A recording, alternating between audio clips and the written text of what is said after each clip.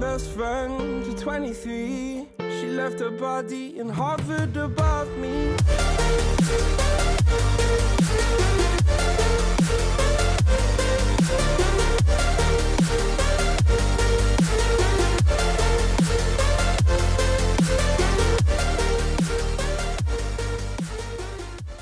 Hello, ladies and gentlemen, and welcome to Owlet Season 4 All-Stars 3v3 Tournament. I'm your play-by-play caster, Miraculous, and I am joined by my color caster, Ragnar. Ragnar, how are you feeling tonight? I am pretty excited. I haven't casted Owlet in a hot minute, and considering the format of this tournament, that being a 3v3 escort only, it's looking to be an interesting one to get back in the swing of things on.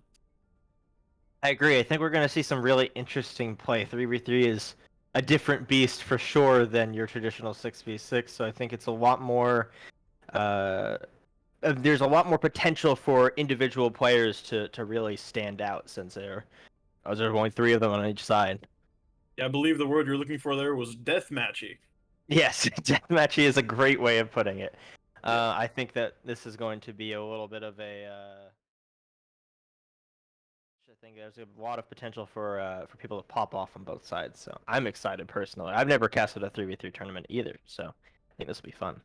Yeah, it's a bit of a fresh thing here, and considering the fact that it's escort, we are actually in for a little bit more interesting gameplay. It's a little bit different of a game mode because you have to have someone on the cart pretty much at all times if you want to be increasing your probability of winning. Because this isn't control, right? You can't get off and on the point. You have to be on it to get it pushing, and if you're sacrificing one member, taking a 3v2 is really disadvantageous. So it's going to be a lot different than our usual 6v6s here in the Owlet tournament. Well, it looks like that we're about to head in. We are seeing our first match is Hawk Meta versus, let's see, Slow and Methodical. All right. This is going to be a good one. We see Hawk, Growler, and Mushroom on one side, and QG Hop, Firebats, and Spork on the other. Firebats and Spork, and of course Growler and Hawk we've all seen before. Mushroom and QG Hop might be a little bit of new faces, but I think that we've seen great things from all of these players so far. Yeah, definitely. And when it comes to actually this is super surprising because the first map is going to be Dorado, right? So in terms of composition, you're expecting things that can deal with high grounds, and you're expecting, like, obviously these solo characters, right? So immediately the first thing that stands out to me is Ball and Hog, right? Those are your 2 tanks.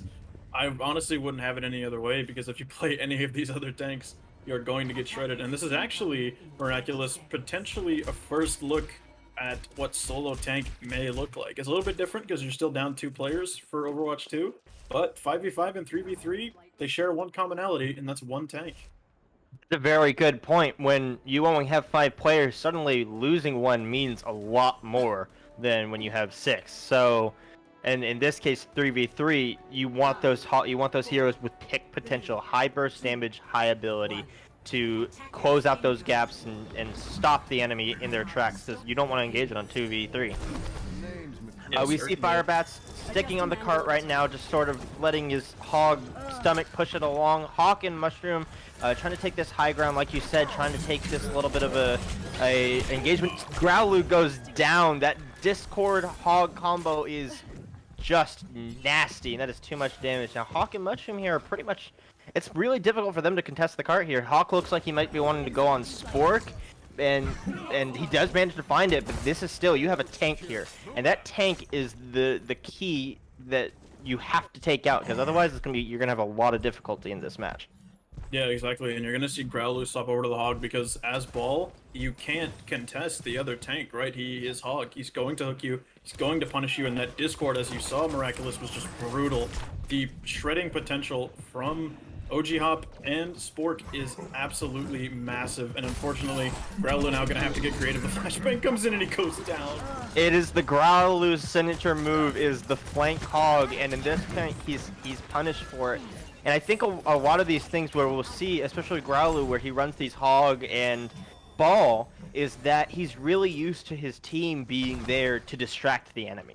And he's really used to being able to swing in and cause confusion and conflict and get away with it. But now, people look at him. it's So we're all seeing a ground. point contest here. Hawk coming out with a dupe, duping the Hog. He does find QG. Hot Firebats pops the whole Hog, but Hawk is right there matching it. He takes up the Zenyatta, but nobody's on cart. And Firebats just takes it in and touches it in. And so that's first point going the way of QG Hop's team. Yeah, despite a quick 3K from Hawk, Firebats had an excellent performance there, pops the whole Hog, it gets Growlu off the point. And Reckless, the major difference here, right? You look at these compositions, the Hog gets no support Growlu gets no support because his DPS and support are Echo Mercy. They're off doing their own thing, trying to get picks, but the static backline from Spork and from OG Hop is too powerful, and they're rolling over Growlu, so they need to tighten up this timing, otherwise they're not going to find any value. Right, it's so much more difficult for Growlu to find value, and Hawk does manage to take down QG Hop and Mushroom rezzing Growlu. That's going to be a big advantage. We do see Trans come out from the side of Spork, just sort of is a little interesting. Hawk already with another duplicate, it feels like just a second ago. He's popping him off cart, getting that defense. We see the high noon coming out from QG Hop. Not going to find anything though. Growlu is deep, and Hawk with a simultaneous hook. We see two hooks. It looked like they came together to high five in the middle. Firebats does pop the whole Hog himself, trying to get this Hawk out of his hair, but it's not going to do anything, and that is going to be a clean defense. Of course, Growlu does go down again, but other than that. Yeah, Hawk is a tricky one in this fight. He has that mercy pocket, right? Despite Growlu getting really no support, Hawk gets all of it, right? So he's popping off in these fights. Now the issue, what it comes down to, is how much value can he get? Because you see OG Hop, he's on the Sombra now. He's looking for these hacks, and he's trying to punish that aggression that Hawk is putting out. But it really just depends on when that timing is, because they're already pushing the cart here. QG Hop comes out with a hack, but it's not going to really find anything. Growlu's getting bullied here. Firebats does trades his life for it. Hawk says, I'm going to take you out with him, but and QG Hop just unable to. Hawk's spatial awareness is too good. He knows exactly where it is. Spork does find Mushroom, so now Hawk is alone, and the side of Slow and Methodical does have spawn advantage here. So they're going to get back a little bit quicker than Hawk's reinforcements.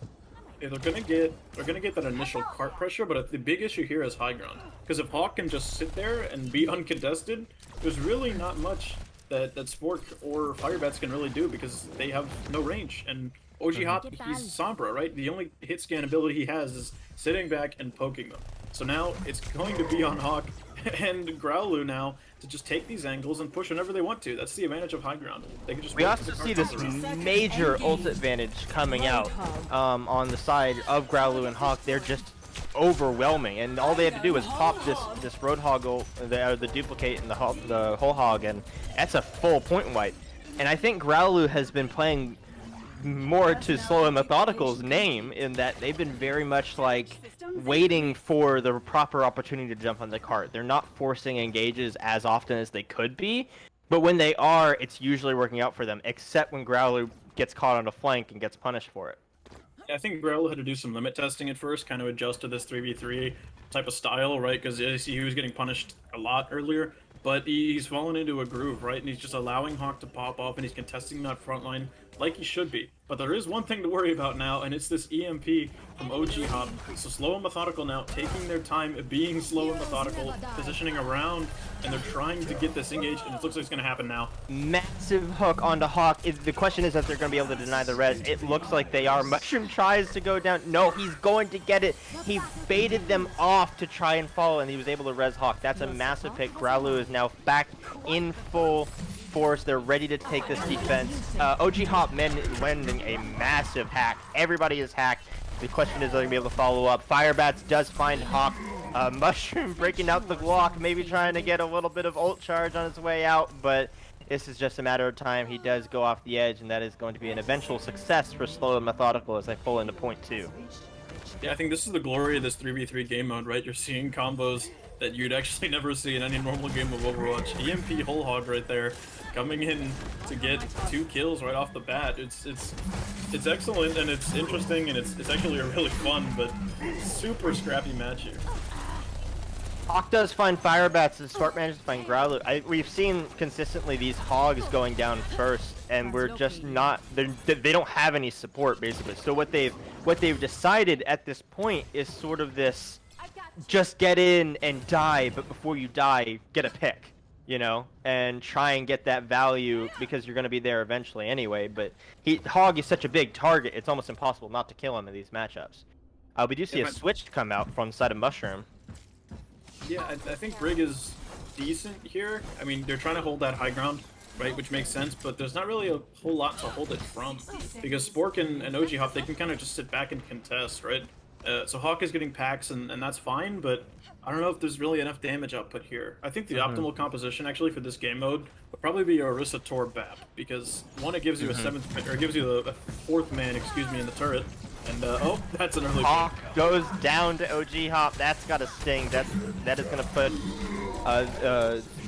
them on the back foot for Hawk meta. They're being forced back, and that's just me a clean wipe. I don't even know if anybody's they're not gonna gonna try and contest, but it's not gonna be able to do it. Oh, he pops out the dupe in the whole hog, but he gets melted immediately. That's what Spork was saving that transcendence for. He knows that these duplicates are just killing him, and that is going to let Slow and Methodical just roll it in with 17 seconds left on the clock. Yeah, I mean, it was scrappy at points. It was especially first point, right? When you're looking at the way Growlu was kind of getting punished there, but 17 seconds is actually a pretty decent time. You don't really have a whole lot of strong holding points here as the defense, so we weren't really expecting too great of a hold, but now it really just comes down to how well can the Hawk meta hit this attack, right? You saw their defense, but now Echo has a significant advantage in this attacking position because she can weave around these buildings, because she has natural cover, right? And decide when she wants to take those engagements. So I think Hawk meta are in prime position here to potentially get us into the extra rounds. I agree. I think a big question here too is whether or not Growlu is going to be able to find that value. He loves these flanks. Right now we're seeing Monkey Lucio Pharah from the side of Hawk meta. I don't know if they're going to stick with that. They are attacking, so they have that advantage. It's attacking. You can never trust it. Yeah, but Growlu loves these flanks consistently. We see it in regular Owlet. We see it here. He loves to get these flanks. He loves to get these picks. The question is whether or not he's going to be able to follow up on them. On attack, it's a lot more. If you're missing one, you're never going to be able to take that 3v3 unless he finds that consistent value. And you can't really rely on someone being out of position as much because there was only 3 players. We are seeing, it looks like Growlu's sticking on the Winston, but we are seeing Hawk transition over to a Tracer, so let's see if this is going to be effective for them. They have a full dive composition. They have what would be considered 6-man, but they have 3-man. They have a full commit. Alright, so you're going to see this Tracer flank around, go up the stairs, and then Growlu commit onto the high ground with his jump. They're getting an early card contest, but here they're looking to engage. Growlu does get hacked. Hawk is forced to sort of jump in a little early, maybe a little bit too early for his liking to try and save him. Firebats is on the ball, trying to find some value. Spork barely makes it out with his life. OG Hop on the top, just trying to find that value. Not able to find a hack while he's being tickled by Growlu. And that is going to... Firebats is caught out alone. It's just a question of whether or not he can make it out. OG Hop just trying to stagger a little bit, but he's going to go down. Not going to be able to translocate out of that one. Firebats coming back in, or maybe not. He's getting the health pack. He's waiting for his team. That's the smart move instead of staggering yourself there. That is a very clean first fight. Yeah, I like this composition. It's kind of reminiscent of the early days of Overwatch with the initial like Zen Lucio dive. It's very similar to that style, and I like the Winston over the ball because it can hold a great degree of space. The issue now is he's going to be running into a Reaper with a buffed lifesteal and Hog with a buffed primary. So we will see how Growlu fares in these dive engagements. It looks like Spork just transitioning over to just, I want to keep my team up. I'm going to make sure they do. He is a primary dive target for the side of Hawk meta's dive, but it doesn't matter when you have Reaper playing bodyguard and a Roadhog on the attack. It's just so much raw damage that that dive is going to struggle if you can't get that pick fast. All Reaper has to do is play bodyguard, and that Moira is probably not going to die, especially with Fade. Yeah, a huge, actually, a massive swap up, completely on a different composition here. From Hawk meta, they're going to go over to Zarya, McCree, Moira. Bit of an unorthodox composition, I would say. There's really no one solid win condition. You have spam, you have dive, and you have brawl. So, I'm kind of confused. I want to take this fight. There's no real clear win condition, but I guess we'll see, right? We're gonna have to see Hawk play super careful here. That McCree, that big square hitbox, is a primary target for a Roadhog hook. And as we just see, Sport goes down to Mushroom and Firebats finds Hawk. Growlu does take down Reaper. A little bit less of that, it's a little bit harder for those shotgun pellets to hit. Zarya, she's got a little bit more of a smaller body frame, and then Firebats goes down just right after him. And that's gonna be a very clean first point for Hawk meta. Just barely kind of stopped in their tracks a little bit, but after a very quick re-engage, they're finding their footing again. Yeah, I think I see the play here, because you noticed the bubble initially went onto Hawk. What they're doing is Hawk is rolling into them, and he's getting bubbled, and he's flashing and feigning to make them go up one in this fight, and then they take space on it. So it is an interesting win condition that I was completely unsure of, but we're seeing it, and it's slightly effective against this this CC-heavy composition that we're seeing here, with Firebats on the Hog, and Spork actually switching over to the Lucio now, so again, is floppy win conditions. Sort of letting his team rely on that own sort of self-heal. Massive done by a Hawk. Cancelled Firebats. Oh, Hog does pop out. Hawk pops out the high noon. They're trying to hide behind the cover. Mushroom does go down to Firebats. It's a big pick. Firebats finds Hawk too, just not able to find anything with that high noon. And Growlu being just letting go and giving up. That's really unfortunate. They were all able to just hide behind that cart, and without speed boost to get them there, it didn't matter how much healing you had from the Moira. You're going down. Yeah, I think if you're Hawk Meta, you need to take a faster fight there, because I mean, look at the sustain. Like Firebats and OG Hop, they have lifesteal and they have healing potential, right? And they're very bulky characters. So if the fight goes too long, you're going to see the hooks come out and you're going to see the value come out. So it's going to be on Hawk Meta now to set the tempo and get in, take a quick fight. Oh, OG Hop coming in with a great pick onto Hawk, not able to get that flashbang off in time. Growlu, bubble pop, just trying to survive. Mushroom looks like he might get away. Firebats looked like he was considering going for the hook, but he's not going to make it. And these fights are just so crisp and clean. It's like they're over in a heartbeat. Yeah, so what I mentioned there was taking a fast fight from Hawk Meta, but Hawk Meta went in, burned their cooldowns, and did nothing with them. So then you just saw Firebats throw out his hook, you saw OG Hop take his engage, go in with the Reaper ult, and they found value with it. Speaking of throwing out your hook, Firebats does not manage to find anything and gets caught out a little bit back. We're going to see all three ults come out from the side of Hawk Meta. Are they going to be able to find anything with it? The big beat manages to sustain Firebats through that sort of high damage. Firebats is caught out on the side. Sport goes down to Mushroom's Coalescence, but OG Hop is going to find Hawk in the backline. Mushroom, Firebats, that flank paid off, and now it's a tank versus tank. Who's gonna go down first? The Firebats with that sustain is just so much. There's a little bit of reinforcement. Spork already coming in just to sort of bump Growlu off, and Growlu realizes, hey, this fight's lost, I gotta retreat. Which is really unfortunate. That's a lot of time lost for Hawk Meta, and a lot of ults that were invested. Indeed, the hook coming out early actually on the Mushroom, they barely get away. But you look at OG Hop. OG Hop! He jumps off the high ground.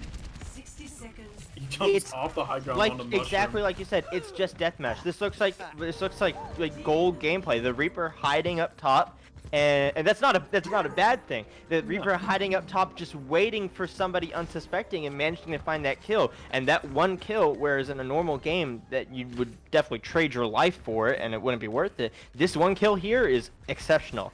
And now we see Hawk Meta is trying to maybe get a flank going, trying to find a little bit more of an unorthodox play. Big grab come out, it does take down Spork. Firebats tries to save him with whole Hog, but Hawk is lighting him up on the high ground. OG Hop does find Growlu, but is not able to do it. That's going to be the first fight win for Hawk Meta in a while. And now they have got 10 seconds to push this into point C, or into point B, I should say. Or they are, and there's going to be a recontest from Slow Methodical. Yeah, the one thing you notice is that the second they take the high ground, they win the fight. Right? If you look at OG Hop, you look at Firebats, they're on these close range heroes. If they get on the high ground, Hawk gets all the value he needs, and there he goes. Hawk with the visor being chased by OG Hop. It's looking like a game of tag. Growlu just trying to stall it out. He has, frankly, still a lot of health. Firebats comes real close to death.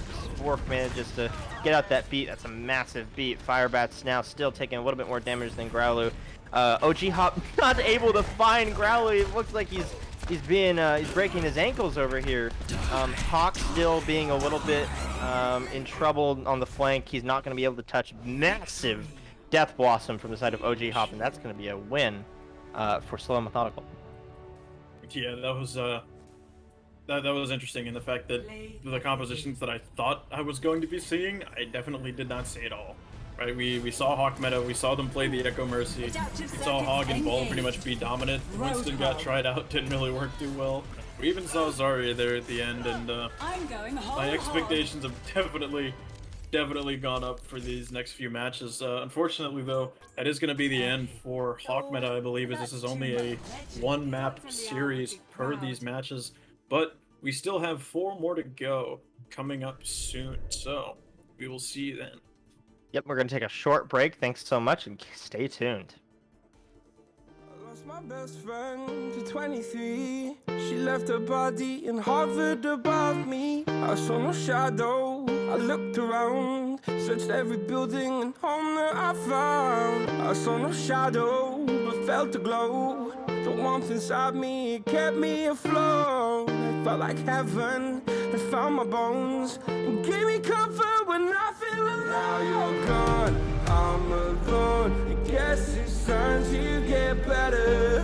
Through the pain, I will go alone.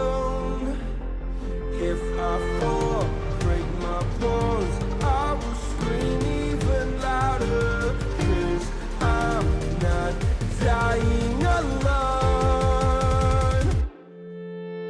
I lost my best friend to 23. She left her body and hovered above me.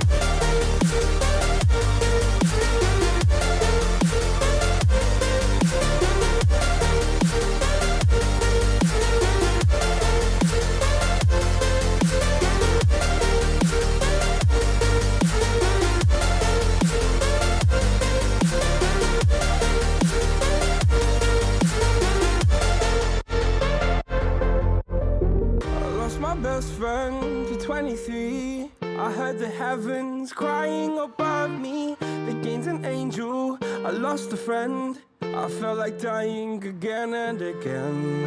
I went through hell, stared at death, but I keep fighting with each living breath. I saw no way out from where I stood. Felt like the fire had burned me for. Now you're gone, I'm alone. I guess it's time to get better. Through the pain, I will go alone. If I fall, break my bones, I will scream even louder. 'Cause I'm not dying alone. I lost my best friend.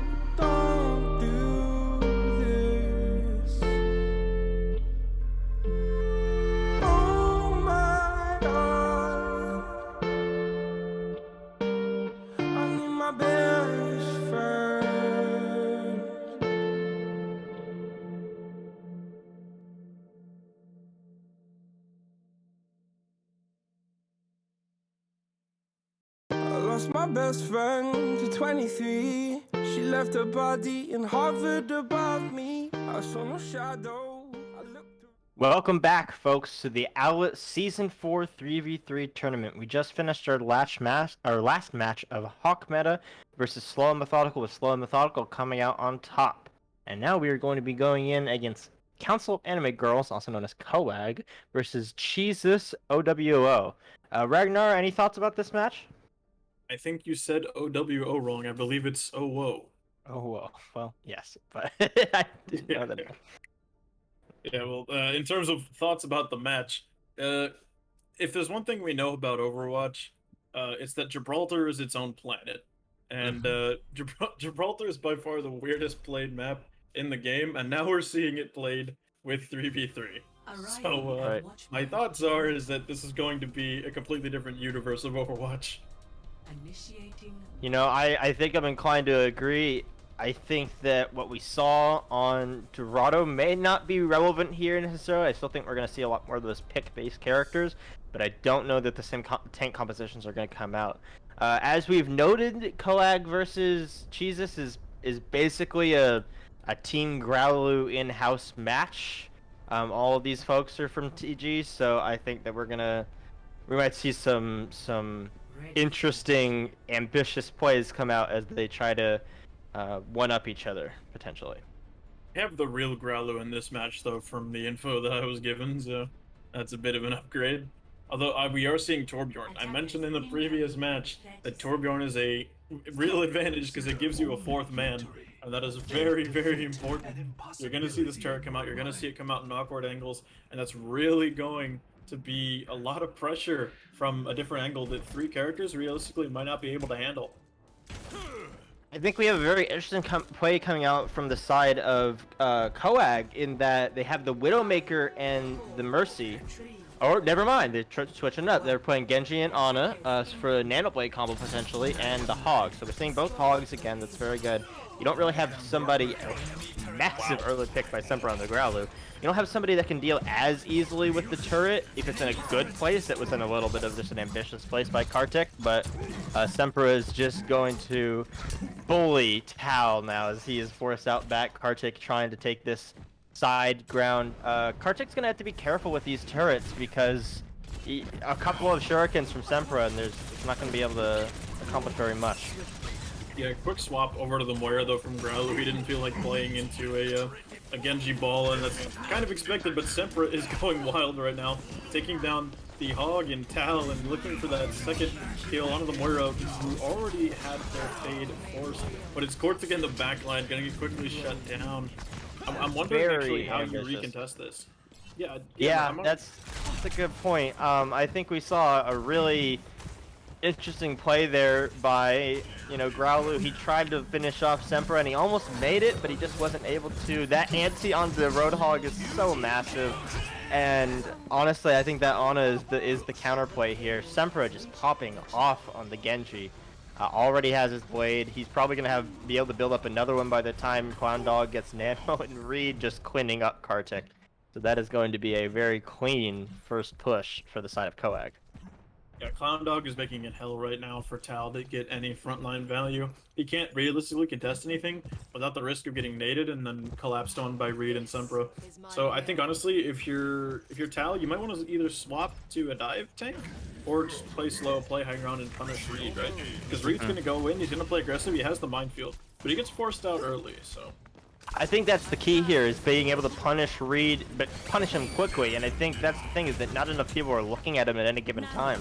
It takes a little bit of coordination to actually finish him off, and that is the Nano already coming out in the Semper, not being able to find anything with it, though. He's shut down real quick. Well, you guys find Growlu, that is a pick. I'm mistaken there. Kartik just standing up on the high ground on his signature hero, McCree. This is his main. He's not able to find anything. He does get slept, and Reed I don't know if he missed or if he wanted to do that, but he does not manage to finish off Kartik, which is fortunate. And now Growlu and Kartik are going to try and hold this back line while Tao is being bullied on the front line still. He's getting poked out hard. He gets actually taken down. You're gonna see Growler now come in with the cold, get stunned, unfortunately.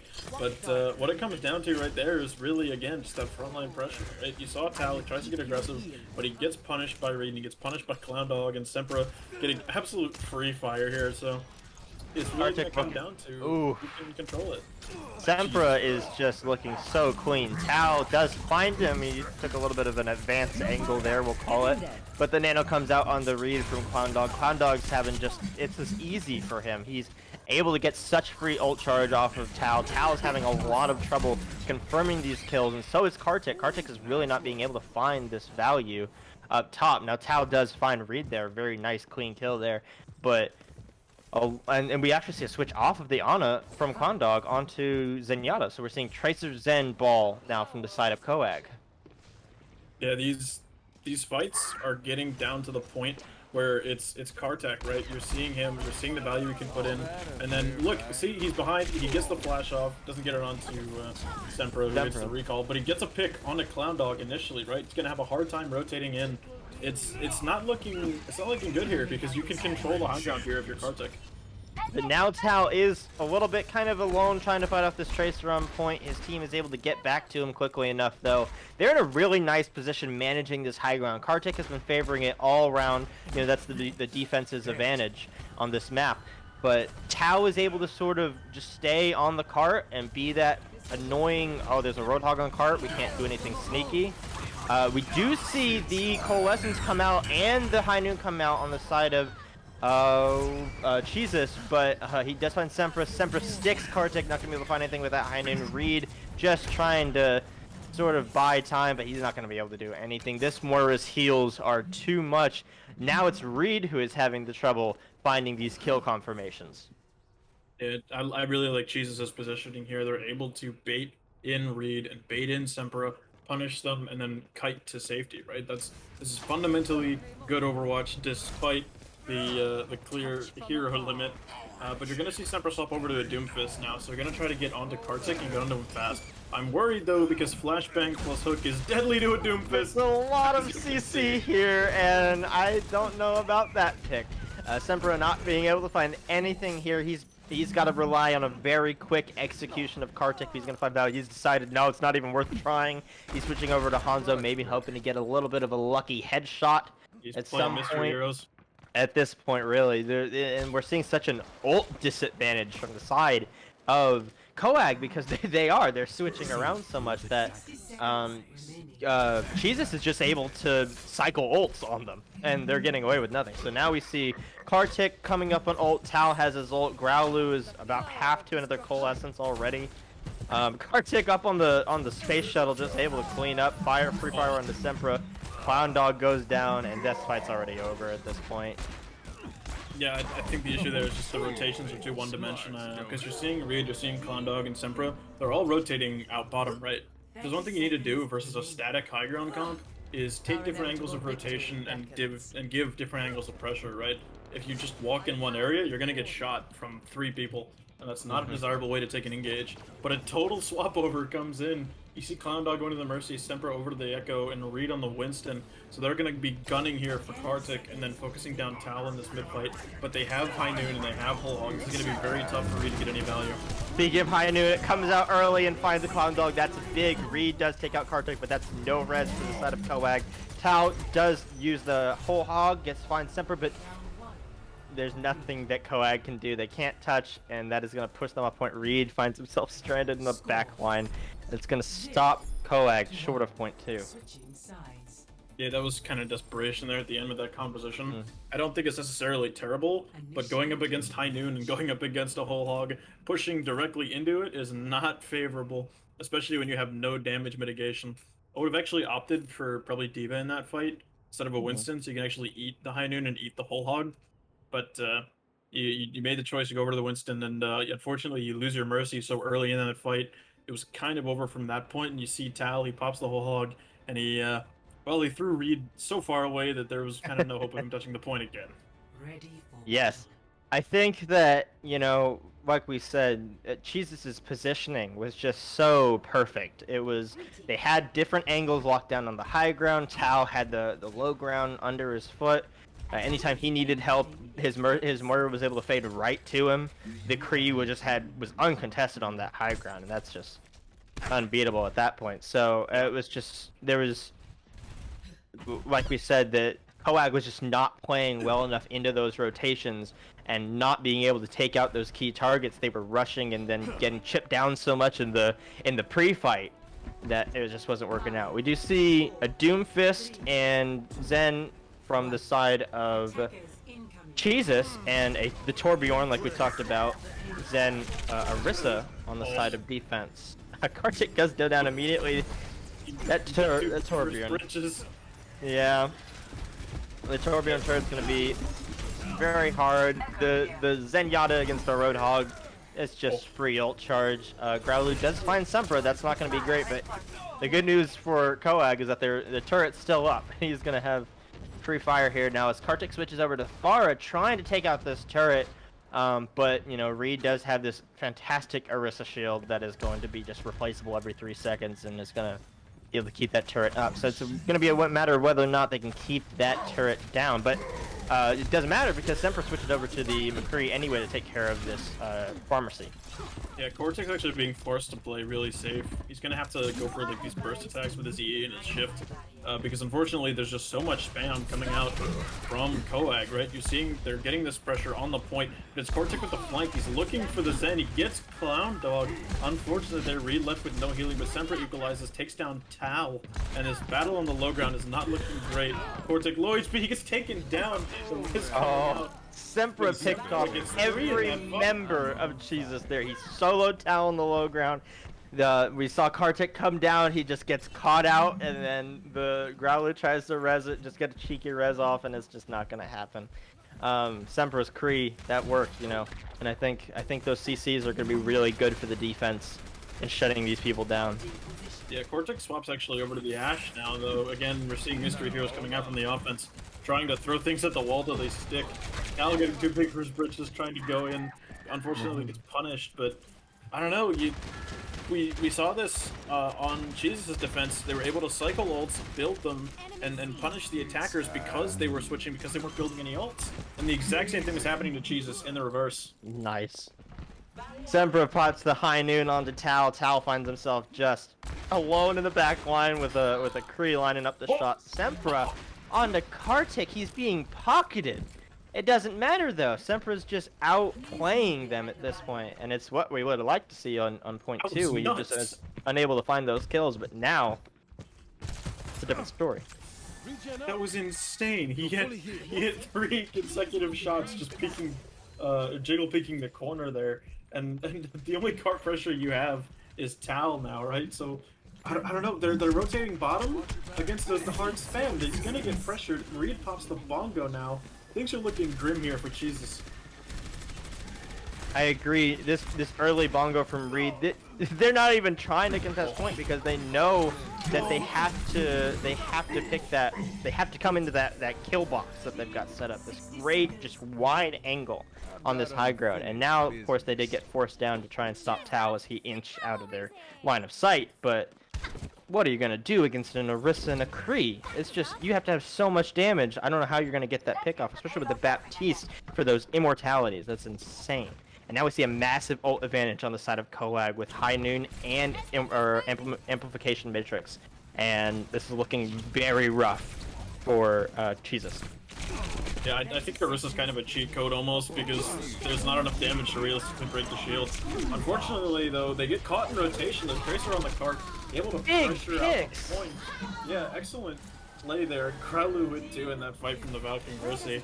It was just, I don't know, the weak point of any composition that has static tanks is rotation, right? And you saw them playing server, and the Tracer forces them to rotate, so Jesus is now in a favorable position here to actually get pressure in the rotation of Reed and Sempra. So yeah, it's looking good. Unfortunately, nobody's on the cart, though, for Jesus.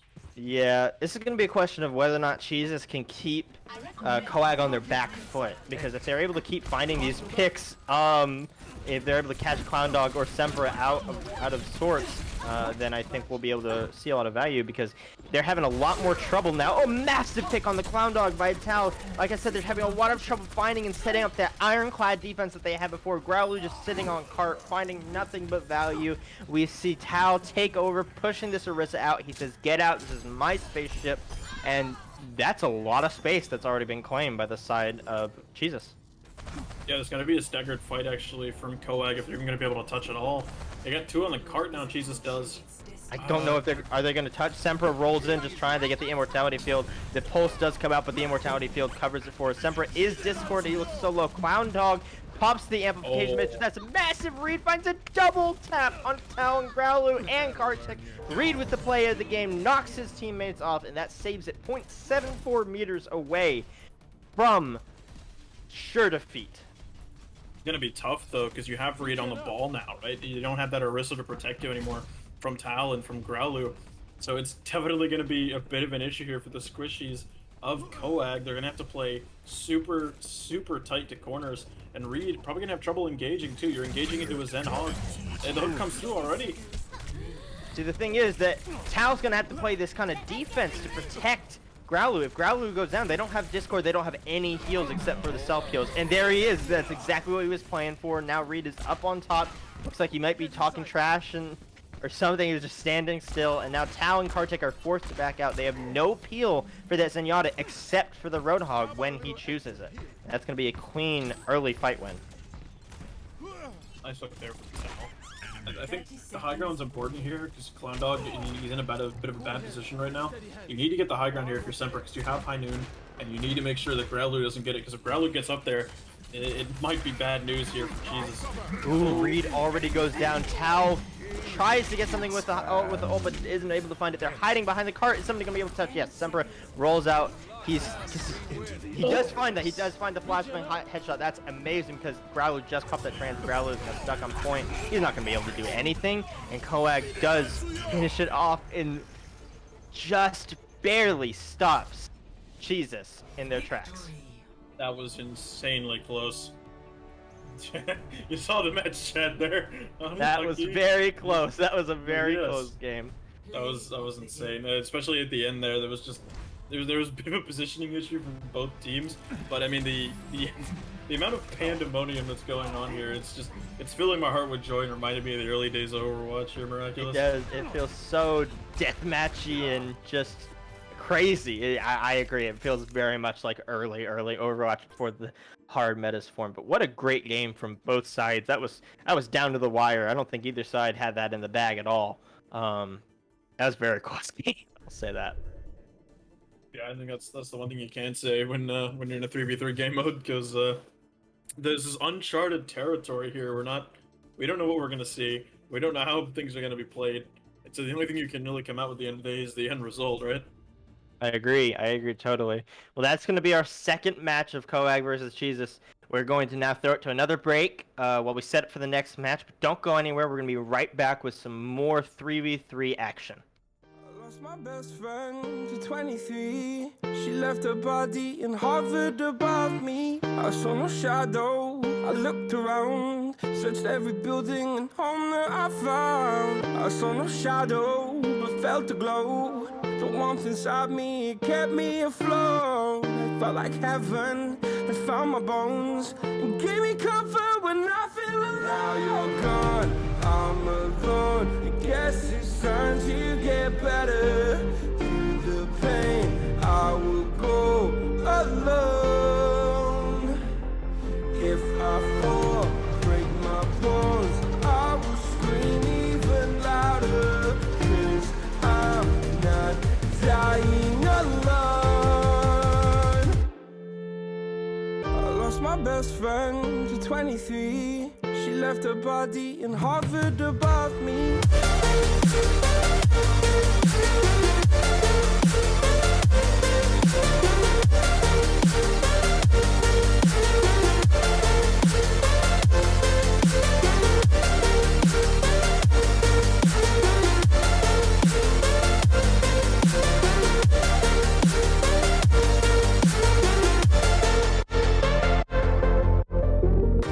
My best friend to 23. I heard the heavens crying above me. They gained an angel, I lost a friend. I felt like dying again and again. I went through hell, stared at death, but I keep fighting with each living breath. I saw no way out from where I stood.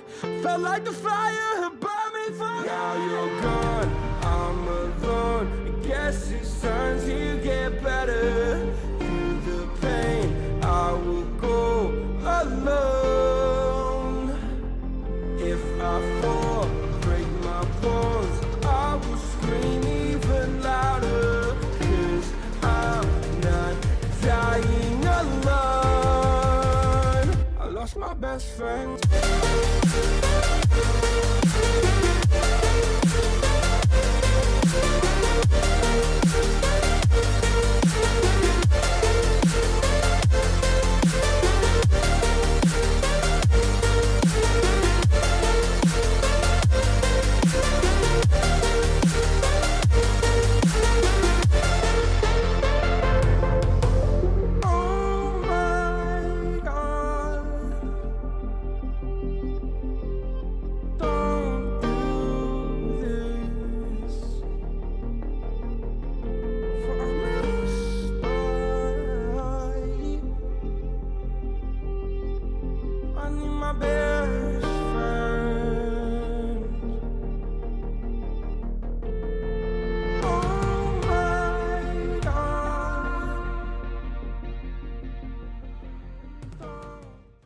Welcome back, everyone, to our 3v3 tournament for Owlet Season 4. I am Miraculous, and I am joined by Ragnar, my co-caster. We have just finished the Council of Anime Girls versus Cheezus Owo, and we are now moving on to Closed Division and our second match of Slow and Methodical. Ragnar, what do you think of this tournament so far? It's been kind of crazy. Yeah, it has. I mean, we've seen a few compositions come out. We've seen a few teams play now. Slow and Methodical being our first one, taking place in our first quarterfinal. So we're now in the semifinals. We're seeing Closed Division here for the first time. I think we can say with pretty much certainty that that we liked McCree, we liked Baptiste. Orisa was kind of a cheat code, but at the same time, again, we're seeing these solo tanks that are playing super well. We're seeing Ball, we're seeing Hog, and we're seeing people get value with them, especially Tal actually in that last match. So I'm excited to see how Slow and Methodical change things up after seeing that that previous match and how they adjust to Closed Division, because we're getting our first look at them, and I'm excited to see how that pans out. We're on Rialto, so very long sight lines. Might be seeing a hit scan here, potentially Ash or Widow, maybe a sniper or something like that. It's very long sight lines. It's very open. A lot of pick potential here. I agree, and I think a very important thing about this is we are seeing a lot of these pick heroes, especially the pick tanks like Roadhog. But the question is whether or not, when they start getting shut down, whether or not the players are willing to switch. I feel like because ultimates feel very important here, that it's very much in the sense that people don't want to throw them away as much, and I think that we are seeing a lot of people staying on things longer than they should, trying to find value. We see a lot of the Hog when it's getting countered, you know, the Orisa until you switch the Ball when you should have been Ball for a while ago, you know. It's interesting, and I think that it's a different type of Overwatch, like we've been saying this time. Yeah, I mean, I agree, but I disagree at the same time, because you saw our first match, right? We saw people stick on their characters a little bit too long. But that second match there, it seemed like both DPS and both supports were actually playing mystery heroes. So I don't know. I think people are just kind of throwing stuff at the wall until it sticks, and at the same time not making up their minds or being too stubborn. I don't know. It really is just on a team-to-team basis here, and I agree. Hopefully we won't see that here, because I'd love to see some more tanks and DPS for that matter played on this point, because you're seeing the Zen come out. You're seeing OG hop on the Ash, like I had mentioned. But I think actually, if you were to go Orisa here, it might be broken, because look at the sidelines. Like, Pulse would be absolutely broken here. That's a good point. We are seeing the matching Roadhog. It seems like everybody's playing Roadhog, which it makes sense, admittedly. We see the Zenyatta. The Zenyatta is just so good at peeling down that Roadhog and taking him down. The Ash on the side of Slow and Methodical, and the Kree on the side of Closed Division. So around the same thing that we've been seeing. Fryojohn does find OG Hop right away. That's going to be rough. And that's going to be an early pick for the defenders. Attackers now have to wait just a few seconds while they wait for that Ashe to get back. Thunder Phoenix looking for a hook, not able to find it. Spork just jiggle peeking in the back, trying to find something with those balls. He's already a little bit third to an ult, but nothing really. Very slow early game here as we wait for these engagements. We do see Firebats, however, managed to get them. He has no peel, unlike Firebats. Firebats has that key Harmony Orb and Discord Orb on his enemies that is going to take him down. Friarjohn goes down, and now Taylo is left alone trying to get out as Soul Methodical is able to claim a lot of space. Yeah, I mean, you're looking at this frontline battle, right? But the issue is, Friarjohn's getting a Mercy Pocket, so it's kind of like he is the frontline. Because you saw him walk up to Firebats and contest him like it was nothing. He threw out the flashbang, he hit the right click, and I don't know, it's just McCree is so tanky with this Mercy Pocket. Thunder Phoenix finds the hook onto Firebats, but because Firebats has the support, he goes straight down. The OG hop is just lying back and just taking these shots uncontested. And with the Zen Discord too, there's so much damage coming out onto the side of Closed Division that they're not able to sustain long enough to get a pick. And I don't exactly know what Thunder Phoenix is doing here. Maybe going for an early fight. Looks like they decided they're not going to give up the space after all. A little bit of a neutral game. Missing the hook by Firebats. Thunder Phoenix counters it, but he goes down again. It's just, he goes to the high noon reload. He's trying to push OG Hop and Spork back, and he's gonna be able to do it. So where Thunder Phoenix is failing, Friarjohn is able to step it up. That's a big stagger on a Spork reversal too, because I mean, you know how most Ashes like have a Mercy Pocket, but we're seeing the McCree get it, right? And it's just, he's shredding through these tanks. He even gets Thunder Phoenix or Firebats as he pops the ult. But I don't know. I mean, you see OG Hop, you see Friarjohn, and they're looking even. Like, it's so weird. I think something here too that we're noticing too is that basically all that's on the side of Closed Division is Friarjohn and Thunder Phoenix. At the end of the day, Taylo can't do much on his own. Meanwhile, Spork, as a Zenyatta, is able to do a significant amount of damage and kind of be his own man. So it's almost like if they lose Thunder Phoenix and Friarjohn, which they have just done, Taylo is left unless he can get that res off. He's dead, and then his team is staggering, not able to find the value that they need to. They're just bullying him at this point, and then they are keep it up. So once those two go down, especially if Taylo can't get that res, they're done. Also, the win condition is just 2 for the side of Soul Methodical, not the 3 for the other one.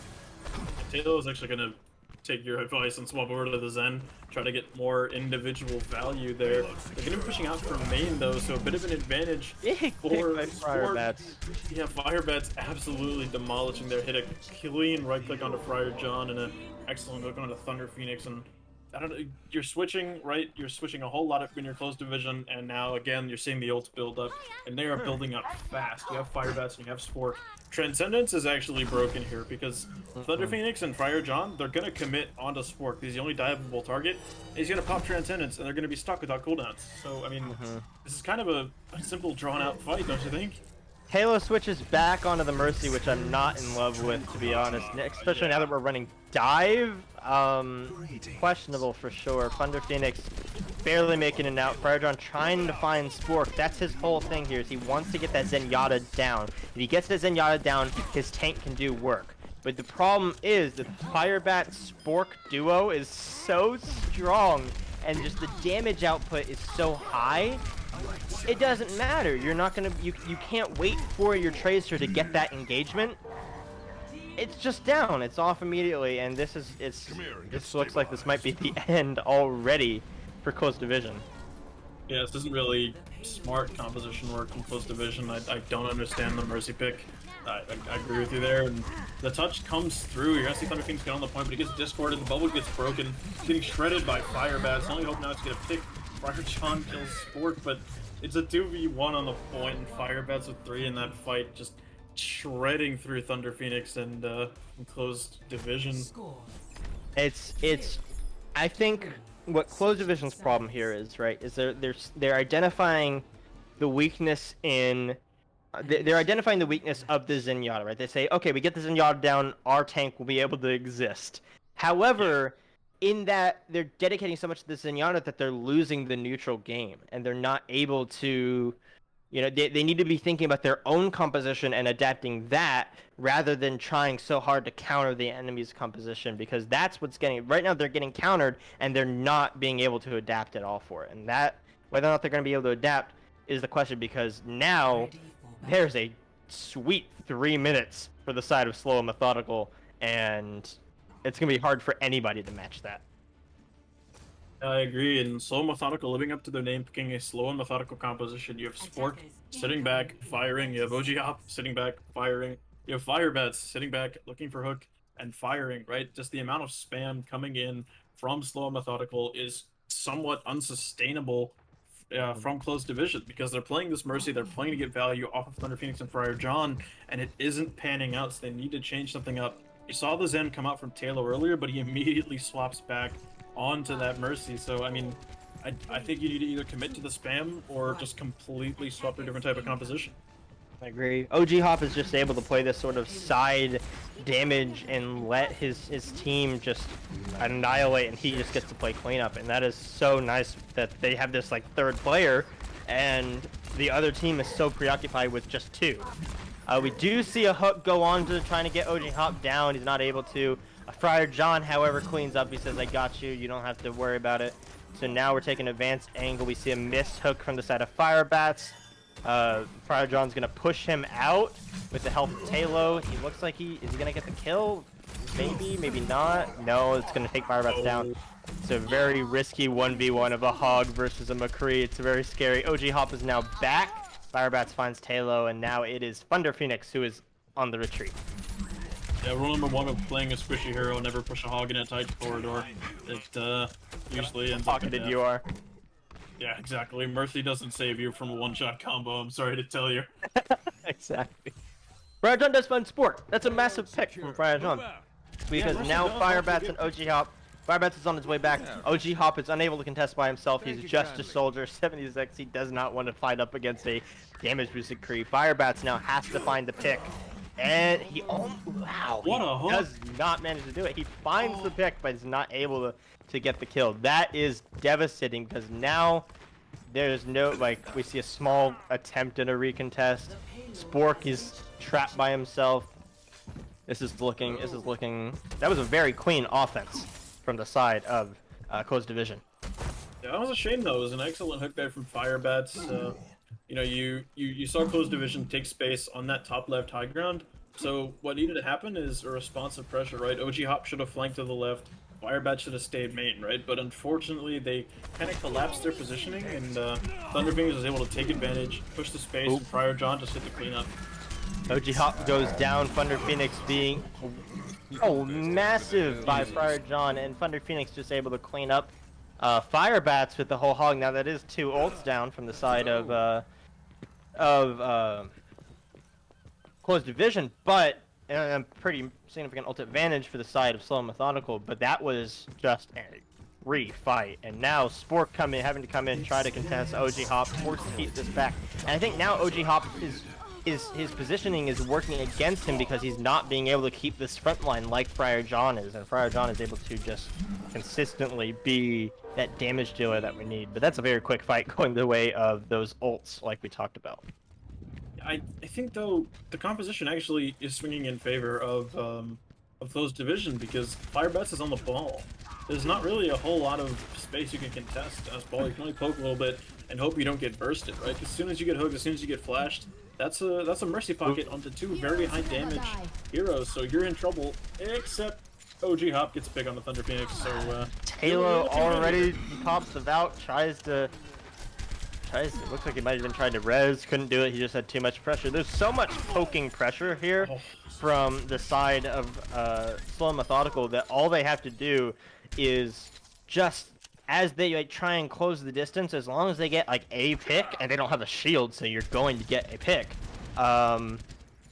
that's all that they need to do, and that I think is where the soldier now is able to find that value, because his enemies have so much ground across to be efficient and to take this fight, because they're fighting a much more close range. We see Thunder Phoenix go down already, and that's gonna push.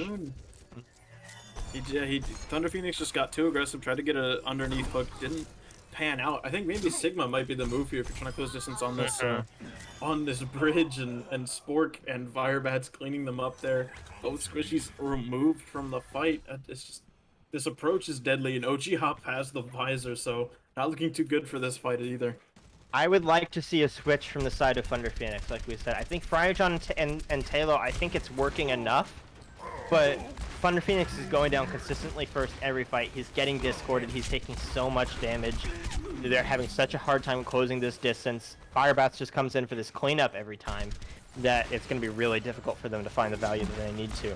We see a very neutral kind of poke game come out. They do force Slow and Methodical down and back. This is going to take away that high ground that they love so desperately, and now we have a little bit more Firebats trying to find value. We see High Noon and a Tactical Visor come out. Mercy Valk trying to sustain Friarjon. Friarjon's not going to be able to find anything, though, because some great walls blocking the side of Slow Methodical, but that is a great hook. Thunder Phoenix finally finding that hook on the sport. OG Hop does take down Friarjon. In the meantime, though, again, no protection, and now it's a question of whether or not Taylor can keep up Thunder Phoenix long enough to take this point, but it's not. They have so much ground to push still with a minute. Firebats is probably going to be able to get away here. OG Hop now is just able to chip down for free, and nobody can contest him. Yeah, they equalize in that fight, but I'm not sure when they give up the high ground. Because they give up the high ground, Firebats hits the pile drive onto the low ground, takes down Talo, and Firejon 1 HP, not in a good position here. They should be able to push this and clean up, but looks like they're not going to. Close Division walks out. Close Division is not able to find these kill confirmations onto Firebats. Firebats keeps getting out with just a sliver of health, and it's wrecking them because Thunder Phoenix is investing hook. Friarjon is investing flashbang. We are seeing these cooldowns come out. It's a big pick on the Spork, though, and now maybe we're going to be able to see a little bit more of the target focus we want. But Firebats, yes, finally goes down by the side, and now it is going to be Spork who's decided, hey, let's just give him the point, whatever. We got him down to 20 seconds. We got a minute on him at least, you know, even if they were to cap it right now. So that is Queen finally finding that pick onto Firebats, allowed them to have the target focus that they needed. Sorry, Spork, I should say, to take down Firebats. That'll get it. Yeah, I think Friarjon and Thunder Phoenix are actually gonna have a better time here on this point because it's more closed. So Firebat's gonna have to play a little bit more conservative, but he's also in a bit more danger, right? This is an interesting combo. You're seeing Transcendence and Visor. Yeah, I guess the sustain for the Transcendence, but even then, well, I mean, you would think that the Flashbang would be able to take it out, but afraid not. That is going to be an easy stop in the tracks for the side. Well, I guess not easy. It did cost him 2 ults. Switching. He's going Kree. 60 seconds remaining. Okay, so they're going to be playing around left side, probably trying to punish Thunder Phoenix, but there's a huge ult advantage. Taylor's going to engage with the Valk. There's going to be a High Noon in play, and the only really answer is Firebats' Minefield, which he pops immediately, and that's an early Firebats with an early Minefield, and it doesn't find anything. They're just fighting off on the side. Friarjon finds Spork. OG taking down Thunder Phoenix, and now both teams are down 1. Talo gets out the... No, he doesn't. OG does shut down Talo, and that's going to be Friarjon going down 2. This is looking rough for the side of Closed Division. Yeah, that was a big flashbang there from OG Hop. He shuts down that res from coming through. Talo popping the Valk to no avail. But still 2 ults here. You have Friarjon with the High Noon. He didn't really invest anything there, so still winnable, but definitely with a lot shorter time bank. This is going to come down whether or not they can find that value. Even though Firebats didn't use that ult very well, it still worked. OG Hop does go down. That's the big pick. That's the one they need. Sport goes down. Thunder Phoenix, when he finds these hooks, they're working. Just he has to find them first. Firebats is now stranded in the back line, not really able to do anything too much. He wants to come in, but he knows that every eye is on him as they try and push it into final. And even if they manage to cap it, that is going to be a 3-minute time bank. This is looking rough for the side of Closed Division. OG Hop and Spork about now both reinforced. OG Hop tries to get the ult off, but he can't. Friarjon comes in with the great flashbang, and Thunder Phoenix peels for Friar John in the back line. Friar John pops an ult of his own, and that is going to sling it in. And now this is a 1 minute to 4 minute time bank. Score. Yeah, large time back differential there, but third point was just an absolute win there for Closed Division.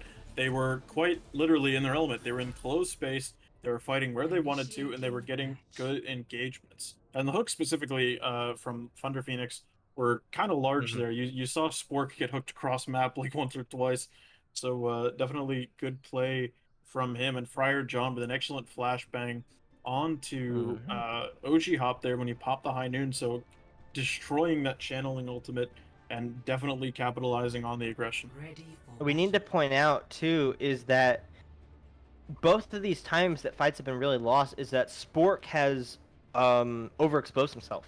He's tried to jiggle peek and duel Friar John, or he's gotten hooked, and that takes them down. When they don't have that Zen, they don't have the Harmony, or they don't have that Discord, they go down. It's just a matter of taking him down. So I think Spork has to play more carefully, and then his team will win.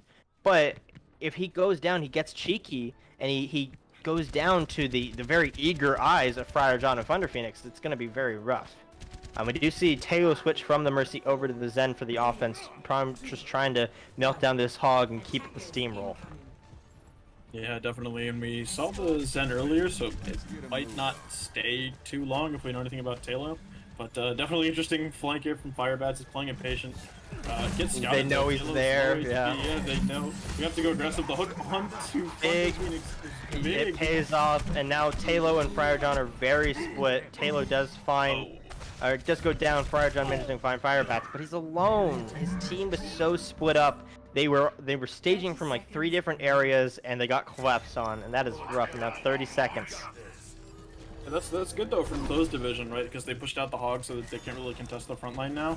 Firebat's gonna have to swap over to the ball, so definitely not a fun composition to play into. You're going up against Hog, Kree, Zen, so Firebat has to be very careful here, and that's actually a good thing for Closed Division, right? They can push the space, they can wait until Firebats engages and just punish him for it. I am loving the rotations from the side of Slow and Methodical. They know exactly where they want to be. They keep rotating onto these high grounds, taking a lot of just space where they want to just melt these down, and Spork proves it. He takes down Thunder Phoenix with the angle. OG Hop just popping the visor. There's no way Friar John's gonna be able to touch. That's point. And this is, we are just seeing some rotational masterpieces from the side of Slow and Methodical. Yeah, they're playing the poke comp well. They're deciding their angles. They're sinking them in very well. And the engagement actually from Firebats there was pretty clean. He got to the high ground. He poked a bit, forced some resources, dropped the slam, took the CCs away, and then it was just OG Hop on the cleanup duty, right? You saw him with the initial poke. Then he pops the visor, gets rid of Talo. So yeah, I mean, I don't know. They look like they know what they're doing. Versus that specific type of composition. So Closed Division now gonna need one hell of a defense to keep their hopes alive of staying in this tournament. I agree. I think a really key thing here is that consistently, Slow and Methodical has looked comfortable. They look like they know what they're doing. They look like they have their synergy down. They know what their team wants to play, what their roles are, and it's working. Meanwhile, we see it looks like Closed Division maybe is still feeling that out a little bit. They're feeling out maybe how much they should rely on Friar John versus Thunder Phoenix for the picks, and it's showing. Is this comfortableness on the side of Slow Methodical is giving them this edge in this fight. Yeah, for sure. And now in this defense, you're gonna have to be positioning similarly to OG Hop, right? You see Friar John, he's playing exactly where OG Hop was playing. He's trying to get that alternate angle, and he's going to be poking OG Hop's angle out as well. You see how exactly each character is lined up versus their counterpart. Talo is back left, Spork is back right? So it's kind of just the lineup in between, and it's how the contestation goes versus them. Because you see Thunder Phoenix contesting cart, gonna be Firebats doing the exact same thing. So it's really who can collapse on who here. The Discord comes onto Thunder Phoenix early. Massive pick there. Firebats goes down though. Yeah, I was loving Friar John's positioning there. He was able to just keep the team pressured back where he knew he could take out Firebats when the time was right, and that was perfect. And that was the Zen kind of cooperation that is letting this 3v3 style work. So that's one fight down, but this is still not very much over. Firebat's going up to the cart, trying to do the same thing. Friar John is alone. This is the thing, is that he has little to no peel, and OG Hop realizes this. He's trying to get him down, trying to take him down. Friar John, though, has that very nice Orb of Harmony, and no matter what OG Hop does, he's not going to be able to take him out by himself, especially when Thunder Phoenix falls so early in the fight like that. OG Hop was trying to go out on his own terms, but gets sniped out of the sky there by Friar John, who has his Deadeye. But you're going to see OG Hop swap over to Ash now, so a bit of a longer range poke attempt coming out from Slow and Methodical here. They're trying to play it slower, they're trying to play it more methodical, and they have Transcendence here, so... Yeah, we see the Ash come out, trying to poke Friar John out of that position, and the ball too. They want him gone. They're like, hey, we can't rotate with this guy on our backs like this. But it doesn't matter because Thunder Phoenix is able to hook OG Hop. He got a little bit too exposed, and that's what Hog is all about, is punishing overexposed players. So now they are forced again to wait. This is already 2 minutes have been burned off their timer.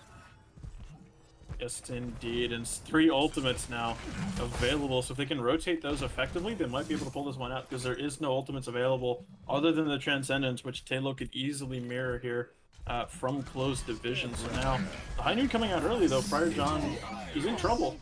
Firebats goes down. OG Hop does take down Friar John, but it's not going to be enough because Taylor is just able to clean it up. We do see the Transcendence come out from the Spork, which is... that was not a good decision. I didn't love that. And now we're love the incredulous tone you had. And he's just trying to melt down this Hog, but they're given a lot of space here. Friar John now off the Kree, back onto the Tracer. He doesn't have that position that he wanted. This is looking a little bit closer now. Friar John does find Spork, and that is a great pick. OG Hop does take down Friar John on the back line. It's now OG Hop just trying to take out Thunder Phoenix, but he's going to retreat and wait for his team to stabilize, which I think is a good idea. They do have that Tracer who's going to be back in time for the recontest. So this is going to be a full 3v3. A big pick on the Thunder Phoenix. We see Taylor he pops Transcendence just a second too late. Not able to take out Taylor goes down too after it ends. Friar John goes down. And that is such a late but a great win from the side of Slow and Methodical. Wow. Yeah, that was so I was kind of doubting the Reaper, but in the end they swapped the Lucio, or they swapped to Lucio, so they were kind of playing like a pseudo rush. They were just playing to hard walk in, punish the melt the Hog. Yeah, exactly. Just walk on the enemy Hog and pray to God that he dies. Taylor, unfortunately, just a second too late on that Transcendence to save Thunder Phoenix. Didn't pan out there too well, but I think what that comes down to is just time difference. You have 3 minutes and 50 seconds on that time bank, so they had plenty of opportunities to build ults, cycle ults, change up compositions, and keep throwing things at the wall until it's stuck. And the Reaper Lucio stuck there, and that's the end of match number 4. Yeah, that was a great map, and I'm excited to see how far Slow and Methodical will go in this tournament. We're going to go to another break while we set up for the next match. Don't go anywhere. We'll be right back with some more awesome 3v3 action. 23, she left her body and hovered above me. I saw no shadow. I looked around, searched every building and home that I found. I saw no shadow, but felt a glow. The warmth inside me, it kept me afloat. It felt like heaven. It found my bones and gave me comfort when I feel alone. Now you're gone, I'm alone. I guess it's time to get better. Through the pain, I will go alone. If I fall, break my bones, I will scream even louder. 'Cause I'm not dying alone. I lost my best friend to 23. She left her body and hovered above me.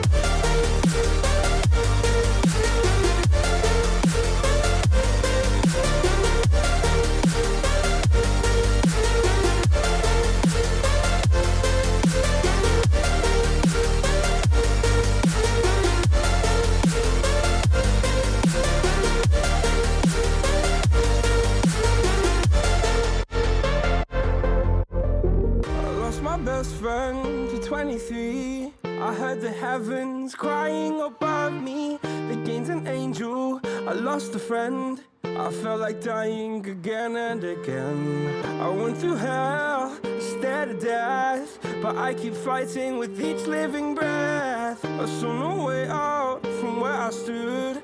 Felt like the fire had burned me for. Now you're gone, I'm alone. I guess it's time to get better. Through the pain, I will go alone.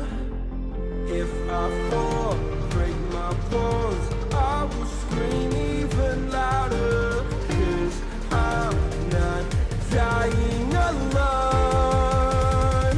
I lost my best friend.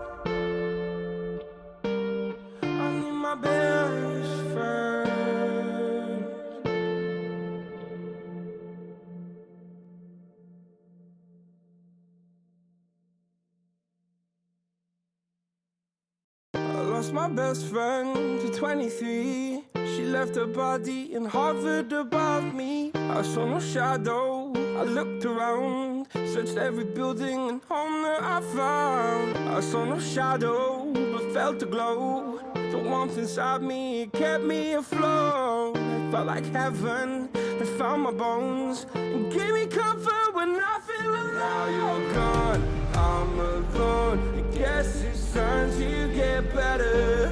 Through the pain, I will go alone. Welcome back, folks, to Owlet's 3v3 Tournament Season 4 All-Stars Tournament. We're back with COAG, Council of Anime Girls again, who were early victors, and our new team, E10, which is comprised of Ping, Kaposo, and Jumpy. We've seen some really interesting matches so far, and I think that we're starting to see a meta emerge, Ragnar. Don't you agree? Yeah, I mean, it's a lot of Zen, it's a lot of McCree, a lot of Hawk. Very well surmised, I would say, as we're seeing a lot of this role of the Discord. We're not seeing the need for a lot of high heals, so we're seeing the Harmony be able to suffice, and we're seeing, you know, just that high damage output DPS and tanks. So I'm really thinking that we're seeing this sort of meta emerge, and I'm interested to see if it'll change anymore over the rest of the tournament. I don't think it will that much, aside from maybe that Barbarossa comp we were seeing. Because, I mean, what it comes down to is high heals are good, but if there's nobody really to focus that, like, high heal on and nobody that's worth really sustaining, then there's really no point in running the high heals. Because you're playing Hog, you're playing Ball, they sustain themselves, right? So Zen is kind of like a key composition that or a key part of the composition that gives you extra damage, extra pick potential, and it really just makes high sustain like not viable. I totally agree. From the side of COAG, we are seeing Sempra on the Soldier trying to take advantage of these high ground and the legs to get those fast repositions.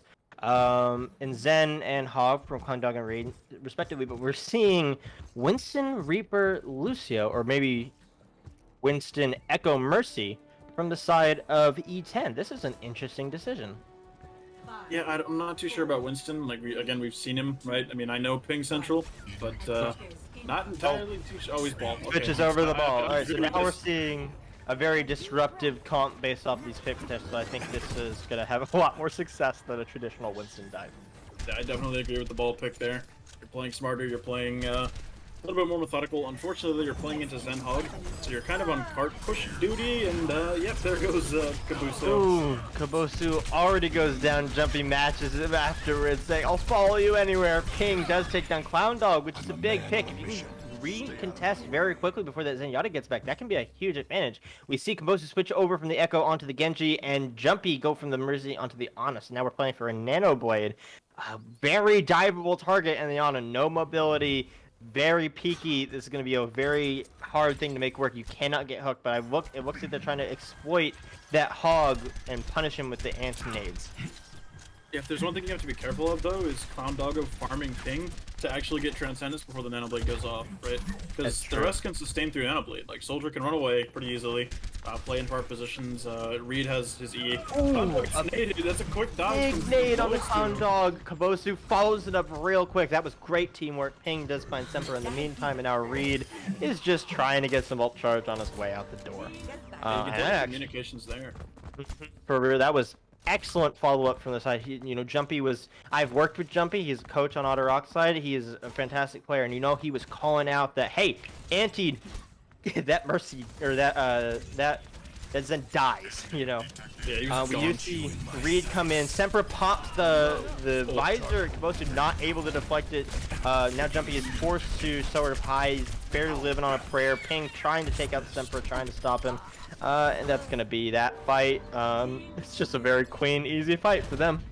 Yeah, Semper did some good work in that fight. He pops the visor, baits the engage from Kabosu. Didn't have the deflect up in time, goes down early, and then it's just a fling up there with Ping and Jumpy following suit after, but they're coming up on this Nano Blade here, and Reed actually on the ball. Clown Dog has the Immortality Field, though, for that Nano Blade, but Ping potentially being able to force that with Minefield. So a lot of counterplay is available here, but certainly an ult differential here for Kabosu and Ping. That is a massive ult differential right there. We see all three ults. Speak of the devil, Kabosu not really able to find much value. Right, he does eventually get that. Oh, there it is. Just took a second. It was a matter of time. Yep. Yeah, Reed now on the back foot trying to get out. Kabosu just says, shoo, fly. And that is going to be a clean point roll. And I think we're seeing some really great ult cycling from the side of... or maybe not ult cycling per se, but ult usage from the side of E10. E10. Not really cycling anything except all at once. we have Sigma in play, ladies and gentlemen. Finally. Finally. I've been waiting to see Sigma just to see how he fares in a 3v3 setting. Considering he has such a mobile shield and able to reposition pretty well. So, I don't know, we'll take a look at his gameplay and see what he does. Ball looking like a bit of a counter, though, at the moment. I was going to say, Sigma really looking like an answer to this sort of poke composition with the Soldier into that T, so you have so much damage. It's going to be really difficult, especially the further along to a point you get, to find that value. Now, Jumpy is caught out here. He is not with his team. They're going to have a lot more value. Reed is just going to solo dive him. He does get slumped for his trouble. Somebody wakes him up. That's unfortunate. And that's going to be the matter, is that Jumpy is now going to find so much more trouble with Reed on his tail all the time. Kabosu finds the high ground, trying to find a pick. Not able to do it, though. Reed just cleans him up. And now Sigma is being forced back, not being able to find the value that he wants to or needs to. Yeah, I think Jumpy makes a smart choice, though. He goes over to Baptiste, able to lamp those ball engages. Definitely a bit of a smarter choice than Ana because he's kind of getting blown up in rotation, and mirroring Baps are definitely good because, you know, if you have Lamp, you're in a better position. But the mines are coming out early here, and there's an actually angle from Cave side. Big pick from Kabosu onto Clown Dog. They're not going to have that amplification matrix for this fight. It's going to force them probably to back up. Reed trying to take out Kabosu. It's not going to happen. Kabosu does wrap around, get the health pack, and get out. And Sempra also backs out for an early recontest with Clown Dog as soon as he gets back. They do have this amplification matrix and visor, which could prove deadly. Yeah, definitely, especially if Jumpy decides to position on the open space high ground, but he's positioning pretty well here. Ping with the flux, though, looking to probably flux him out in rotation here, so be on the lookout. There it is. With the window in play. Oh, he does. Oh, He no. does use the lift, but it doesn't work. It just serves to accelerate his death. Yeah, And just Reed lifts him is- into himself. Yeah, Reed is pressuring now. They got these two pigeonholed Kabosu and Jumpy just trying to survive. Jumpy goes down the side of Sempra. Kabosu follows at Clown Dog's hands just a few seconds later. So that was exactly what we expected to come out. But now we are seeing an ult advantage from the side of E10 with High Noon and coming up on another amplification matrix. This could prove equally deadly. Yeah, we're gonna see Ping though swap over to the Hog here, going back to our quote-unquote meta that we were talking about earlier. They're all gonna be pushing out Cave side here. There's a little bit of a long-range battle going on. The High Noon and Window are available, so they're gonna be looking to push that and then push their advantages of it. Reed looking for the engage here. He's gonna get it, maybe? No, he gets No, Ping Oh, nice kill. desperately low. Nice Kabosu kills. and Jumpy follow in the meantime while they're trying to heal him up. That is unlucky. That is going to stop them in their tracks. And now they have one push left, short of any overtime situations. So this is going to be... We see Kabosu switch over to the Tracer Ping onto the ball. A little bit more of a desperate, just get in there, make something work composition, which I don't know that I love. I think Tracer's going to have a lot of trouble here. Yeah, it's such a vertical map that Tracer needs time to set up, and there's really no time to set up. You have 10 seconds left on the clock. Window comes out here from I like Jumpy's position. That is nice with the rotation onto the high ground with the amplification matrix. Reed now going after him, though. It does go down on the Clown Dog's backup. Ping is just too little too late trying to help him. Kabosu trying to dodge around Reed's mines on the point. Ping goes to touch and falls straight into the waiting pit. Sempra is now back, not able to find that value was not as good as it might have been. Sempra takes out Kabosu. That's going to wrap up round one on the side of E10. Definitely unfortunate there. I think E10 spent a little bit too much time trying to make up their minds of how they wanted to play the game. And they had kind of like these hybrid compositions. They had Bap, Sig, and then Kree, which is slightly shorter range than you'd want to have on that point, right? You need to commit to a dive or to a long range spam. I think if you're going to play Sig, you're going to have to go Zen and Ash, or Zen and Widow, or maybe even Zen and Hanzo, right? You need to commit to the long range. If you play these hybrid comps, you're going to get outdone in the fact of engages, right? You saw Reed, he was playing really slow, waiting for Sempra and Clown Dog to be set up and have LOS of Pink Central when he's rotating, and he would just go for the slam, he'd be up in the air, and Sempra would finish him off. There was such clean engages coming through in rotation, and E10 didn't have an answer for it. I totally agree. I would have liked to see a little bit of an earlier switch off the Ana. I think he switched pretty early, but even then, knowing that ball is going to be trouble, I think it was a miracle it worked on first point, even with the Nano Blade. But as soon as that stopped working, I think that was the play. We do see a Reinhardt from Ping. We see Ryan Kree Bap. Now this is a brawl, like. This is a bruiser comp, so it's going to be interesting whether or not Reed can disrupt this comp enough, or if they're just going to be able to brawl into Sempra and Clown Dog and just stop them from getting on the card at all. So I think they might be trying to rely on this inability for them to try and aggress on them. Jumpy does get knocked down by Reed, but Reed's not going to be able to find too much. He is just really trying to be annoying and bother Jumpy. Clown Dog almost goes down, but he takes out Kabosu instead. Sempra very close to dying, but gets healed up. And finds 3, and that is a very quick brawl take down from the side of COAG. Wow. Yeah, the issue with E10's composition is that, well, you can't move. You have a Reinhardt, he has a hammer, he wants to swing, and he's swinging, but he's swinging on oxygen. So unfortunately, you're not really going to be getting any value out of the quote-unquote brawl composition. But I think you probably need to extremely commit to the immobile. Orisa there. Like I think Orisa is really good here, and nobody's playing it. But yeah, I mean, you're seeing Especially long with range these battles now, long, just yeah. I agree. Ping does switch over to the ball, trying to find value, but he's not as decisive as Reed is. Reed is being very, like, he knows where he wants to be at any given time, and Ping is just a little bit less decisive. Gobosu trying to duel Sempra, who is just pushing Clown Dog underneath gas station, just being real consistent, finding that value. Sempra takes out Jumpy, who is displaced by Reed. Reed follows Gobosu into the grave after him, and Sempra takes down Ping, and that is just going to let them roll into point one. And I think that we're seeing that same comfortableness on the side, comfortability on the side of COAG that we are not seeing on E10. Yeah, you gotta remember, COAG has had a match to get acclimated to this 3v3 kind of setup, right? You know, you saw them go head-to-head earlier, but looking definitely more comfortable, like you said. And this engage timing from Reed has been significantly better than Ping's, as you mentioned. And now they're going for it again with the minefield in 3 people. It's looking deadly. Very interesting. Both balls taking on a 1v2. It's an interesting play. Reed does take out Gobosu. I think we're just seeing more like consistent picks from the side of COAG. It feels like E10 is struggling to get a pick, and I don't know. I feel like they're really struggling. They might be panicking a little bit and it's not being able to make the best decisions. As we see, and They don't have pick heroes. Like, they don't have heroes that can really go in quick, get a burst kill. Like, the ball line tracer can coordinate and do that, but they're not coordinated. Like you said, they're not comfortable, and they're not getting clean engages like COAG is. I think I would really like to see like the Sigma Zen Kree or something like that, just where you can get past these early picks, or even the Roadhog, because you know they do have the Sempra just melting you down, but so much of this is Reed swinging in and displacing them consistently every fight, and it's rough. And I think that is a lot of the problem that we're seeing for E10 is that they're not dealing with Reed, and Reed is letting Sempra pop off with the space he's creating. Yeah, that's gonna end it. That was dominant.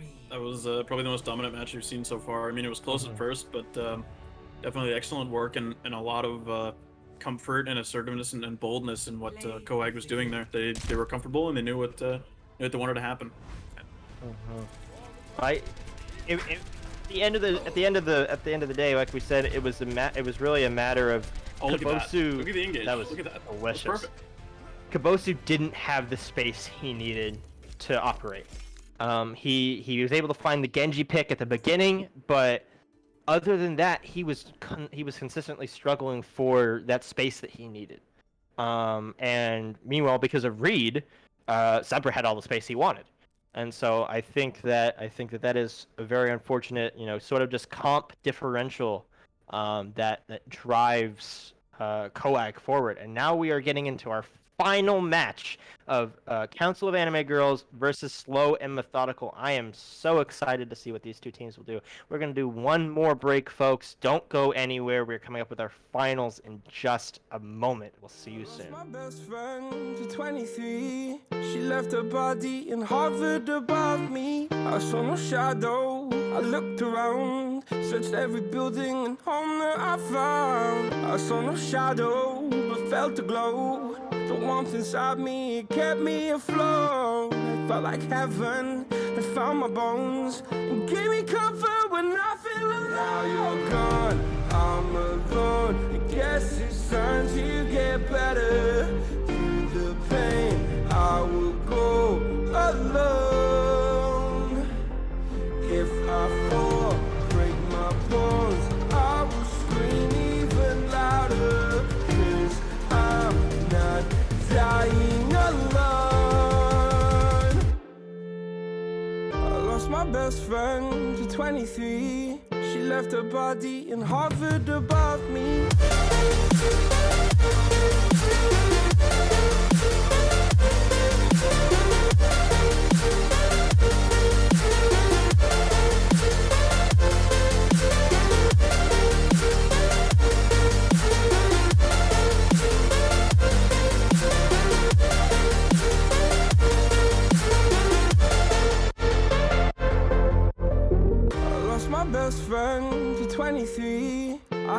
heavens crying above me. The gain's an angel, I lost a friend. I felt like dying again and again. I went through hell, stared at death, but I keep fighting with each living breath. I saw no way out from where I stood. Felt like the fire had burned me from. Now you're gone, I'm alone. I guess it's time to get better. Through the pain, I will go alone. If I fall, break my bones, I will scream even louder. 'Cause I'm not dying alone. I lost my best friend.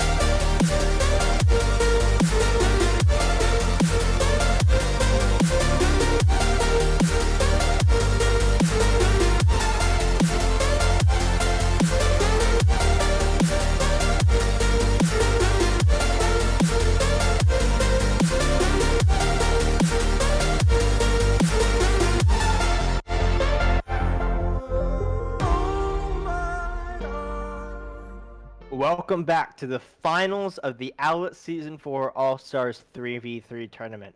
I am joined here by my co-caster Ragnar. I'm your play-by-caster Miraculous. So we are in the finals now. We are two great teams. We have the Council of Anime Girls, who has pretty dominantly established a precedent, and Slow and Methodical, who has slowly and methodically plowed their way through this series. I think that these two teams both have a very firm grip on what they want to do and what their goals are. I think we're going to see a really good game here. What do you think, Ragnar? Yeah, I think when we were talking earlier, coming into the second semifinals match, we were talking about an established meta, and that meta was kind of established by Slow and Methodical, right? We saw the Zen, we saw the Hog, and we were like, okay, this is pretty good, right? It's because of them. And so we're going to see that exactly come out again here. And this time, Clown Dog opting for the Zen instead of playing that Baptiste like we saw in Route 66, right? So they're kind of matching, and they're playing to the precedent that that Slow and Methodical actually established. So in terms of predictions, I'm actually thinking Slow and Methodical might take this one. I think it's possible for sure. Reed has consistently opted for this ball over the Hog, as we've seen, and it's been working out for him. He has found so much consistent value on the ball that I think it's really going to be up to Slow and Methodical to shut him down. We see the Zen Hog come out from the side of Slow and Methodical.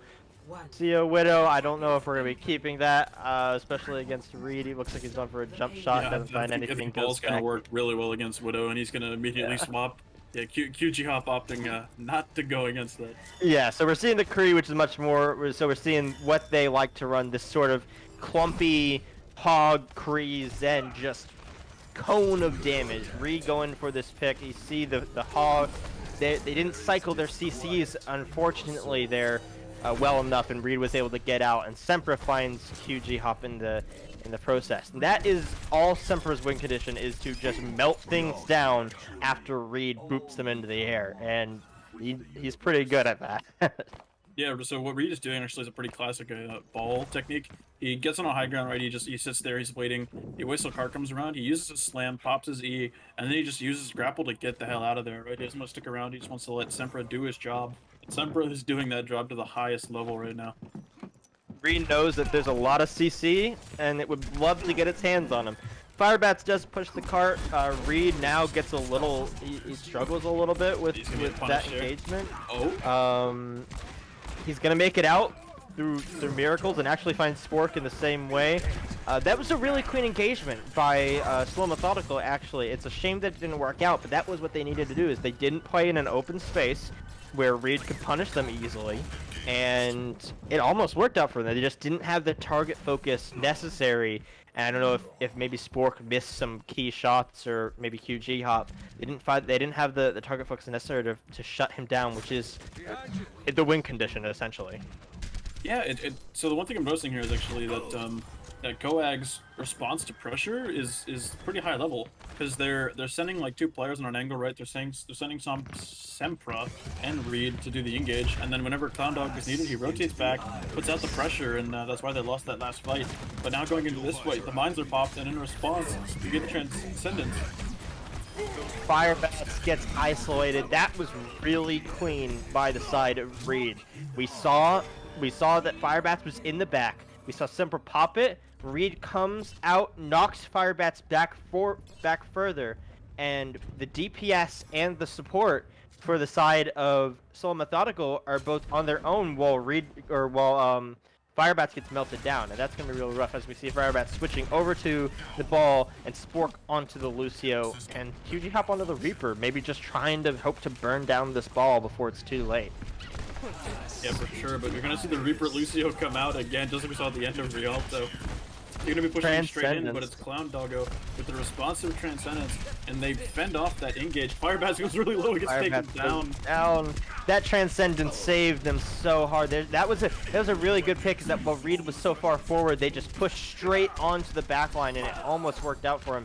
But they just, again, their target focus is they're taking a lot of these 1v1s, and the players for COAG are all very mechanically skilled. Sempra and Clown Dog are both, they're landing their shots, and you can't take those 1v1s. You have to have that target focus, and that's they're struggling a little bit on that right now. We're seeing a rush to point right now, trying to get there, but Spork goes down to Reed, just caught in the crossfire. Firebats just trying to go to point, trying to push it a little bit. Sempra's gonna go and check him. Clown Dog coming there too. This is looking rough, especially because Firebats probably is gonna go down right here. Oh, there it is. He had a sliver of health. Reed isn't even doing anything special. He's just sitting there and shooting and getting value, like, for some reason. This isn't even really Reed here that's really popping off. I would say it's just Sempra and Clown Dog getting this poke damage that they need to. Yeah, we see mines come out, and then the visor too, just trying to clean them up. We see Sport goes down early, and that's rough. OG hop or QG hop, my bad, goes down to the Discord, and Sempra, Clown Dog just lighten things up. That's done. Yeah, that's it already. It's that QG or Clown Dog's Zenyatta is just insane. He's just melting his opponents wherever he looks at them. And will color me surprised. I'd kind of assumed that Reed would have trouble going up against the Hog Zen Kree setup, but clearly not, as they opt to swap off of it because Reed was not getting punished. He was just playing honestly too well there, and they get forced off the composition to a kind of more rushy go in forehead type composition, which also didn't work because of the way Clown Dog and Semper were playing. They're playing so far back. Whenever QG Hop did get close, they popped Transcendence, and that fight was gone. Like, just the I think I would have liked to see, for the side of Slow and Methodical, I think I would have liked to see keep the Kree, keep the Hog, and switch the support. Maybe to a Lucio for these faster engages. Just something that's not going to get picked down as fast. But the problem is that every time, especially in these later fights where they were just trying to rush to point, they were going down so quickly. I don't know if they were just rushing and getting careless, if they weren't taking the time to go through safer angles like underground, or what, but they were getting so careless and they were getting so punished for it. They were tunnel visioning, actually miraculous. So what ended up happening is they were seeing Sempra out of position, right? And they weren't accounting for Clown Dog, and Clown Dog would just be like, "Oh, hey, by the way, I'm here." And then the pressure I comes do in a and lot it of just gets damage. fucked. We see a Exactly, close hold from side of Slow Methodical. Great pick onto Sempra. That's going to find amazing value already. Klondike also goes down. Reed does take down Spork. That's going to be bad. You're missing your Moira. That's a lot of healing now. Reaper and Hog both do have a great amount of self-sustain, so we will see. There's a lot more spawn advantage. Now, Fire Bats with those picks, with the flank hooks that he loves to do. It's gonna see whether or not he can find Semper here. He does. That's great. Oh, Jesus. Very clean. It's not. They are finding these hooks, and that fight was done before Spork even could get back from spawn. They took the 2v3 and owned it. They were just like, okay, yeah, we're gonna hold here, and I dare you to push us. And it certainly For paid switching off there. onto the Pharah, they say, hey, you don't have a hit scan, we'll punish you, I guess. But, you know, who's going to push the cart here? They just rotate around these buildings. It's going to be a little difficult for Semper to find these picks onto somebody, except maybe... Oh, Spork! Well, there he goes. Nobody really to contest him. I think Reed, saving Private Ryan, takes that hook for Sempra, and that's going to be rough. Sempra now just cleaning up. I think that Slow Methodical made a mistake when they kind of rotated out of that building and got a little split up and let Sempra just flank onto them, which is what Afara wants to do. Firebat's is still stuck though, so bit of an unfortunate position to be there. We do see a switch onto the Kree for QG Hop. There goes Firebats. That's a late pick. That's not good. You are missing your tank now, and it is very close to the end. There's 2 minutes left. Whether QG Hop is going to be able to take out a pharmacy, that is a lot to ask of anybody, especially a lone hit scan. I don't think anybody's going to be able to touch. Maybe Firebat's able to touch just barely because of his E, but it's just him on point. There's nobody else that can get there. Work goes on the Lucio. Work on the Lucio. That's it, and that is going to be a decisive victory onto the Council of Anime Girls in our Owlet 3v3 All-Stars tournament. Very good games all around. Yeah, what an excellent way to cap off that tournament. That definitely defines the 3v3 playstyle there. We saw our preferred composition come out. We saw Sempra absolutely go crazy, Reed making a ton of space, Clown Dog absolutely coming in with the pressure when he needed to, and the team that responds better to pressure is usually the ones that win in poke metas. Like you saw even in 6v6 Overwatch, the Zen Mercy Sig Ball meta, it's all about pressure. And you can tell that they've been well versed in this type of composition, and definitely a very, very entertaining match, probably the best one of the tournament. I agree.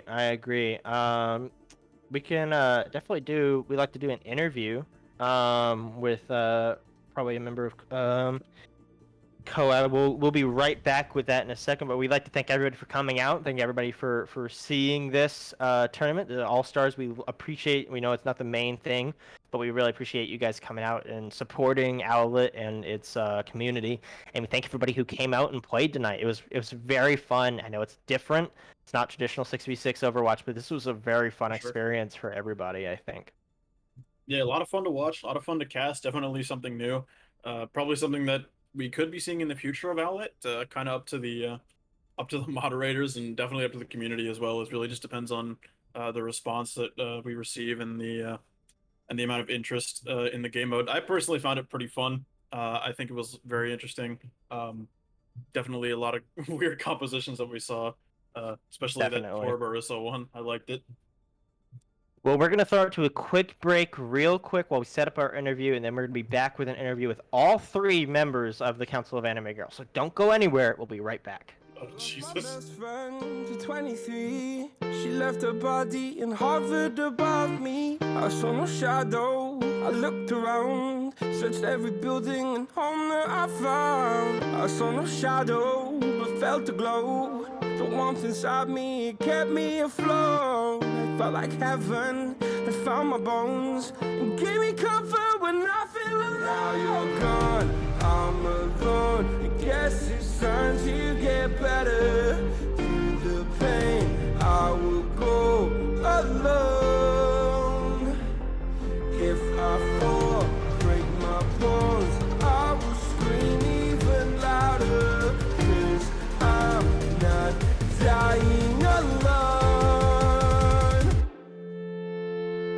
lost my best friend to 23. She left her body and hovered above me.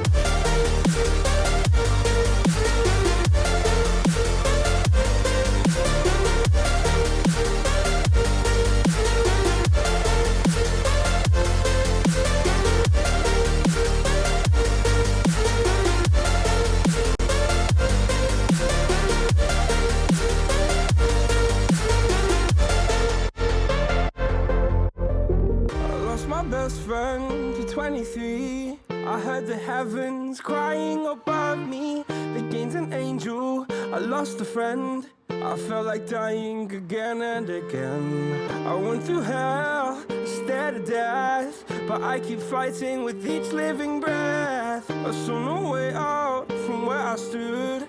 Felt like the fire had burned me from. Now you're gone, I'm alone. I guess it's time to get better. Through the pain, I will go alone. Welcome back, everyone, to our post-match interview for the Owlet 3v3 All-Stars Tournament. We are joined by all three members of the Council of Animated Girls, Senior Sempra, Clown Dog, and Reed. You guys had a really decisive victory, especially in this last one, this last match, and you guys played really well all the way through. How did you guys prepare a lot for this sort of like thing, or were you guys just sort of winging it as you went? Yeah, we didn't prepare at all. Honestly, we were watching the game with beefers themselves. We were watching with Fordle, and we were watching how good the Soldier Hog Zen comp was, and we just took their comp and just used their comp, and that comp just fit our playstyle so well. We just put Reed on ball instead of Hog, and it just worked really easily. It really did. What would you guys say was the biggest problem with teams going up against you? What would you say was really where they started to struggle? Because it seemed like people were just throwing themselves at you, but not really able to find any success. I feel like I mean, like, I know how to play If you safe. can think of it. Yeah, it's like a lot of playing safe. Like, you basically, if you get hooked and you discorded, you kind of just lose. So it's a lot of playing safe, really staying on the high ground. High ground is so important, especially with the soldier. If not, so... that's okay too. Ragnar, do you have any questions?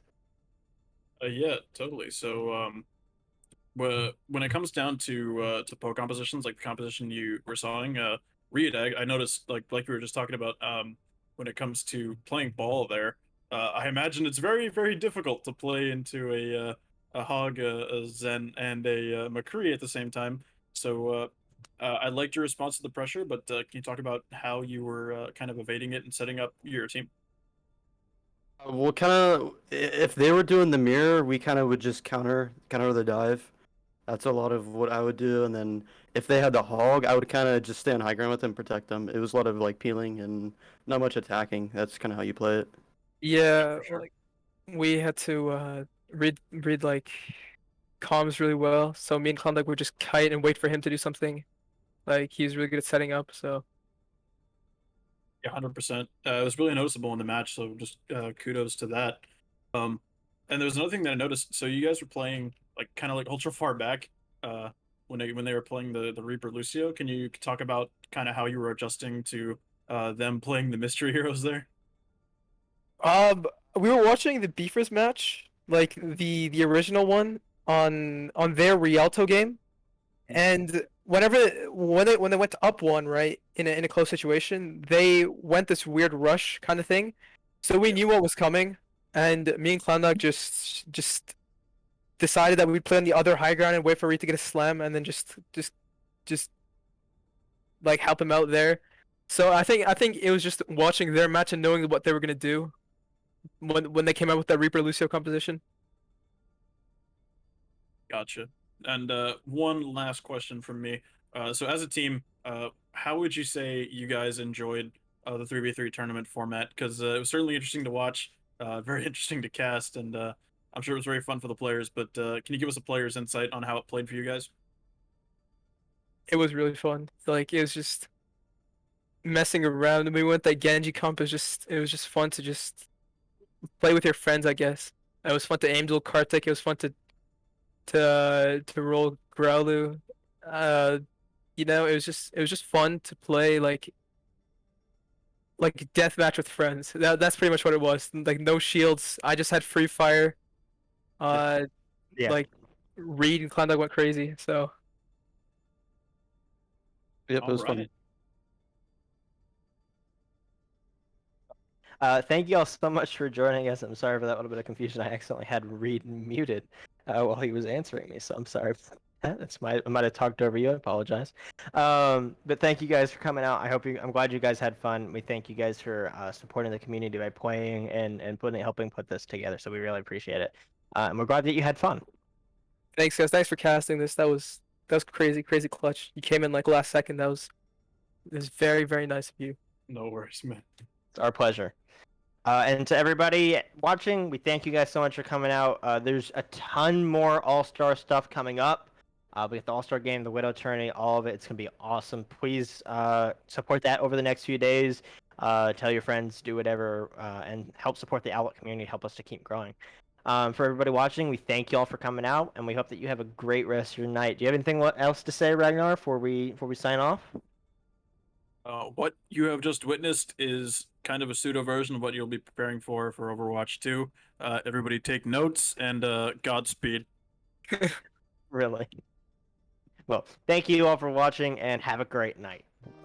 See you guys. To 23, she left her body and hovered above me. I saw no shadow. I looked around, searched every building and home that I found. I saw no shadow, but felt a glow. The warmth inside me, it kept me afloat. It felt like heaven had found my bones and gave me comfort when I feel alone. Now you're gone, I'm alone. I guess it's time to get better.